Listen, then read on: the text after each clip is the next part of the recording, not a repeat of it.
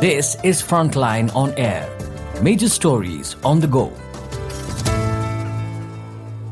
Decent, homely and IELTS pass. When women in Punjab get high IELTS scores, it opens the floodgates to marriage proposals as families even ignore caste and class for English marks. Anuj Behal. Voice by Rakesh Sharma, Timber Media. In February this year, Harman, a 19-year-old woman from Dhogri village in Punjab's Jalandhar district, was busy with her wedding preparations. Still fresh out of school, she had not intended to marry so soon, but life had other plans for her. She said, quote, "The boy's family was willing to cover my expenses, including tickets, and send me to Canada to study, so why not get married now?" Unquote. A few months before, Harman had successfully passed the International English Language Testing System, IELTS, a widely recognized proficiency examination that scores non-native English language speakers on writing, reading, and listening skills. For Harman, the IELTS is more than just a language proficiency certificate. It is a gateway to opportunities abroad. A gateway that has since opened. She said, quote, "Almost everyone in my class was taking it too. I scored an impressive 7.5 in the opening bands." Unquote. The moment Harman's score became known, her family was inundated with marriage proposals. Sitting beside Harman, her mother said, quote, "We even got proposals from Sharmas and Jats, who are placed higher in the caste hierarchy. People asked if Harman would be willing to marry right away." Unquote. According to Harman's mother, families closely follow all women students who are studying to crack the IELTS. Quote, "They come to us and say, 'Oh, your daughter is doing IELTS. When will the score come?' When they learn she has a good score, they say, 'Let's talk to the family.'" Unquote. This has become a common scenario in Punjab. An IELTS score has now become significant social capital in marriage proposals, more so than other achievements. The reason is simple and rooted in the overarching aspiration of Punjab's youth to go abroad. It has spawned a unique arrangement based on a simple premise. If a young Punjabi man cannot migrate on his own, he can capitalize on a woman's IELTS score or other qualifications by marrying her. The groom and his family then undertake to sponsor the young woman's education abroad. Once the girl goes abroad, they wait until she secures a spouse visa, post which their son can join her there permanently. Marriage to an IELTS top scorer has become the latest alternative immigration tool, meant to circumvent the legal immigration system. Manvinder Kaur, professor at the Department cum Centre for Women's Studies and Development at Punjab University, said that these contractual marriages acknowledge the reality of women's lives. She said, quote, "In situations where women lack basic freedom in their hometowns, pursuing such marriages might be viewed as a pragmatic means to seek freedom and escape from subordination." Unquote. Pointing to the growing trend of young people aspiring to live abroad, Kaur said, quote, "Earlier, it was primarily boys from the Majha and Doab regions of Punjab, but now even the Malwa region is seeing this trend. Entire villages are marked by vacant houses." Unquote. Varinderjeet Singh, 33, runs an IELTS institute near Harman's village. A management diploma holder who taught himself English during his years in New York, Varinderjeet returned to Punjab some 12 years ago to begin his career as an IELTS coach in Jalandhar district's Adampur. Noting the high demand for English language training, he eventually opened his own institute in Kathar village in 2016. His clientele grew steadily, with candidates coming in from the many surrounding villages. Reflecting on the motivations of his students, Varinderjeet remarked, quote, "The rush to join an IELTS course should not be confused with the rush to learn English. IELTS is secondary. Canada is primary. People are clear about this goal." Unquote. His institute thrives on the increasing allure of Canada rather than on the genuine desire to master the English language. Varinderjeet highlights the gender dynamics in exam performance, Pointing to the wall behind him, he said, quote, "Most of our top performers are girls. Look at the leaderboard. It's predominantly women. On the other hand, many men struggle for 2 to 3 years to pass, and sometimes they still fail." Unquote. Varinderjeet acknowledges the institute's unintended reputation as a quasi-marriage bureau in Punjab. He says, quote, "Almost every second day, a man or a family comes in asking if there is an eligible girl excelling in classes or if someone has successfully cleared the IELTS." Unquote. Shivani, name changed, a 25-year-old from Kathar village, returned to India from Canada in 2022. She had entered Canada through a contractual marriage 4 years earlier. Reflecting on her experience, she said, quote, "I married and after 6 months I went to Canada. From the moment I entered Canada, there was constant pressure to get my partner over as soon as possible." Unquote. The trip to Canada was Shivani's first ever venture outside her village, and she found herself at sea, grappling with many new challenges.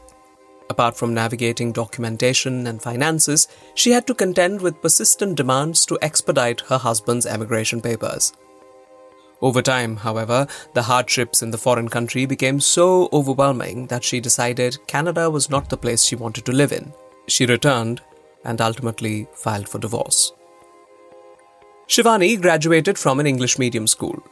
She estimates that 90% of her classmates plan to prepare for the IELTS instead of enrolling in a college in India. Nearly 6 lakh students in Punjab take the English proficiency test each year. Shivani said, quote, "Everyone said they wanted to go abroad, so I thought, I want to go abroad too. At that time, I did not know how challenging life there would be." Unquote. For the past 1 year, Shivani has been working at a visa agency in Jalandhar and credits her IELTS score and subsequent time abroad as the reasons she got the job. She said that the visa agency too is a matrimonial bureau of sorts. Every now and then, boys struggling with low IELTS scores approach the agency to ask about girls with high scores. Bending patriarchy. These young women appear to be quite comfortable being wooed for their examination scores. Shivani explained, quote, "If a woman from a middle-class background wants to study, her parents are usually unwilling or lack the means to invest in her education. Just imagine someone approaching such young women and saying, 'You can study and do whatever you want, just pass the IELTS exam with good scores and marry our boy.' I believe women who have never imagined stepping out beyond their own city or village will find it hard to say no." Unquote. The reluctance of parents to invest in sending their daughters to study abroad, considering it secondary to their sons' education, is not new. As Harman said when her mother briefly left the room, quote, "We come from a middle-class family. We have only 1 acre of land, which my parents would happily sell to send my brother to Canada. Why would they spend that money on a girl? A woman is going to end up in someone else's house, right?" Unquote. The quest of families to find a woman who can successfully pave the way for their sons to go abroad extends far beyond the confines of IELTS institutes and visa centers. It stretches into neighborhoods, matrimonial sites with requirements such as brides with IELTS needed, and even spills over into public spaces. Sukhjit Kaur, 22, an IELTS aspirant from Shamchorasi village in Hoshiarpur district, recalls waiting at the bus stop on her way to Jalandhar for coaching classes. Random men would approach her to inquire about her progress with IELTS. "It used to creep me out," she said. As Punjab's youth ardently pursue opportunities abroad, patriarchal systems have devised new ways to use women to further these ambitions. Yet, such marriage contracts are not always successful. Sunita Sharma, 46, an experienced matchmaker, has run a successful marriage bureau from her home in Jalandhar city for 12 years, matching clients both in the district and abroad. She told Frontline that many times the young women who are contracted to go abroad simply refuse to call in their husbands once they're overseas. She said, quote, "Sometimes the girl finds someone else there or simply wants to go abroad independently using the man as a tool. The women leverage the man's family to facilitate their own journey abroad." Unquote. According to the NRI wing of the Punjab Police, 186 complaints related to contractual marriages have been filed in the state since 2019. Each complaint alleges that the woman, quote-unquote, deceived the man after going abroad. Potential for transformation. The deeply entrenched patriarchy that willingly uses women as stepping stones gets a shock when women strategically navigate the systems created to exploit them and figure out how to thrive within those very systems. Balbir Singh, a provincial state police service officer in Patiala district, manages the NRI wing. He emphasized that such betrayals not only affect the young men, but also their families. He said the entire family bears the burden of debt. The cases fall under Section 420 of the former Indian Penal Code involving cheating. Sandeep Singh, also a member of the Provincial State Police Force and part of the NRI wing in Amritsar, said, quote, "While numerous cases are brought to our attention, complaints are officially registered only when clear evidence exists, backed by documented proof and a proper sequence of events. The surge in such incidents is directly linked to the heightened desire to live abroad. Authorities cannot dictate the ways in which people choose to enter into marriage. It is a matter of personal choice." Unquote. Another interesting fallout is how, given that the institution of marriage often perpetuates the caste system, Harman's success in the IELTS exam became a transformative moment. It not only opened doors for her to explore opportunities abroad, with prospective grooms eager to invest in her for a spouse visa, it also blurred the boundaries of caste that had long defined her identity.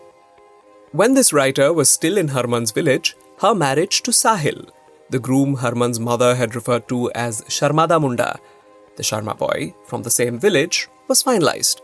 Sahil and his family were beaming with excitement and happiness.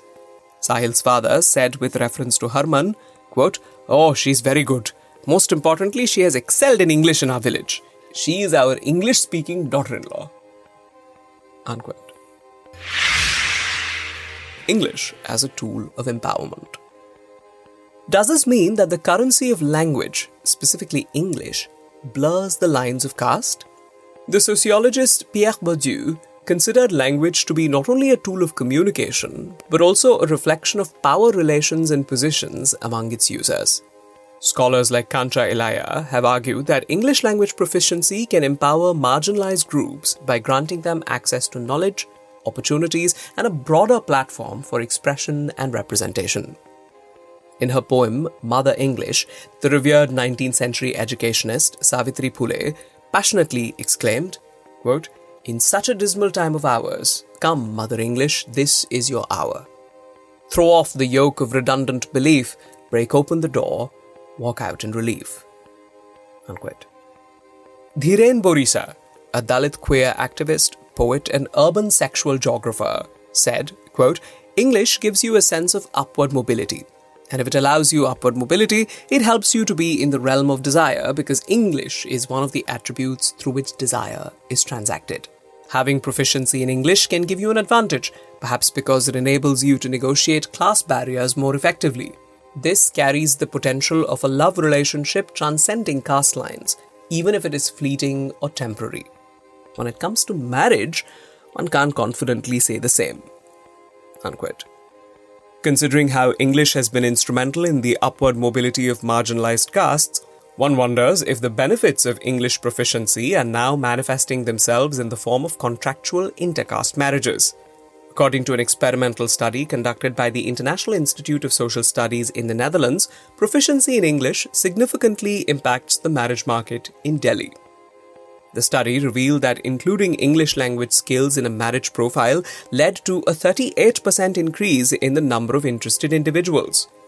Moreover, mentioning English proficiency in the profile of a marginalized caste woman resulted in a significant 57.7 percentage point increase in the profitability of her matching with a privileged caste man, and by extension, marrying up in the caste hierarchy. Such findings are pointers that English language proficiency can indeed widen one's range of potential marriage partners and contribute to breaking down caste barriers in the marriage market. In India, only 5% of marriages are intercaste, and the majority still opts for arranged unions. The term arranged marriage is not seen as one implying a lack of respect for the couple's desires or the absence of romantic feelings. Rather, it is seen to signify unions where emotional affection is not a prerequisite and where the stability derived from established social and kinship networks is prioritized. Vidyasagar Sharma, a scholar in the Faculty of Sociology, Bielefeld University, Germany, echoed this, emphasizing that marriage in Indian society is deeply intertwined with social norms like the belief in caste. Sharma said, quote, "In a sequence where a girl's proficiency in English leads to her qualifying for the IELTS, which in turn enables a spouse visa, what is the underlying currency of transaction? Language." Unquote. Canny calculations. However, it might be far-fetched to directly correlate English language proficiency to a breaking down of caste barriers through marriage. The handful of intercaste marriages that happen as a result of the desire to go abroad are often cases of class replacing caste as a marriage requisite. When a person from a privileged caste chooses to marry someone from a marginalized caste who has better educational qualifications, he effectively exchanges his caste status for the educational advantage of his partner. The marginalized caste spouse might not be considered an equal partner in the marriage. As the journalist Arvind pointed out in his 2021 essay, Rereading Ambedkar's Insistence on Intercaste Marriages, quote, "The tiny percentage of intercaste marriages that take place in India is hardly a result of Hindu society acknowledging the worth of ideas like liberty, equality, and fraternity. Rather, they are class-supplanting caste marriages." Unquote. In any case, the effectiveness of intercaste marriage as a means of transcending caste divides is doubtful too. In The Annihilation of Caste, Ambedkar himself amended his initial statement in favor of intercaste marriages by saying, quote, "The real remedy is to destroy the belief in the sanctity of the Shastras." Police officer Sandeep Singh pointed to the canny calculations that lie behind most of the IELTS marriages in Punjab. He said, quote, "Individuals enter the union solely as a means to migrate abroad. Many times, the marriage becomes devoid of any significance once both parties set foot in a foreign land," unquote, which negates the possibilities of social change coming through these unions. Amit Ahuja, Associate Professor of Political Science at the University of California, echoed Sandeep Singh. He said, quote, "In these IELTS marriages, the benefits do not extend beyond economic considerations. I see these as strictly transactional, with economic motivations taking center stage. However, since the man contributes financial resources and the woman contributes education, these marriages appear to promise greater equality in terms of both caste and gender, as both parties have significant leverage in the arrangement." Unquote. While it would be an exaggeration to attribute societal transformation to contractual marriages, Ahuja said, quote, "They do signify a shift in societal dynamics in how individuals interact, particularly as women from lower castes wield increased influence." Unquote. The larger question around IELTS marriages involves the nature of the society that encourages such unions. Professor Kaur said, quote, "It is a question of the overall development in Punjab. Why are young people using such desperate means to go abroad? The issue needs to be framed as a broader social and development question." Unquote.